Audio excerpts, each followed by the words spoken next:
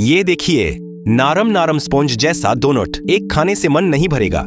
इसे बनाने के लिए मैदा लेके उसमें यीस्ट पाउडर, स्वाद अनुसार नमक, चीनी, ग्लूकोज सिरप और पड़ोसी का अंडा चुरा के डाल दो। फिर दूध मिलाइए। थोड़ा पानी डालकर एक सॉफ्ट सा आटा गूंथ लीजिए। अब छोटे छोटे टुकड़ों में काटकर हाथों से अच्छे से मसाज दो।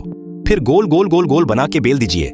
उन्हें ट्रे में डालकर 5 मिनट तक छोड़ दीजिए। गरम तेल में धीमी आंच पर डालकर उलट पुलट करके गोल्डन ब्राउन होने तक तल लीजिए। फिर आराम से खाइए।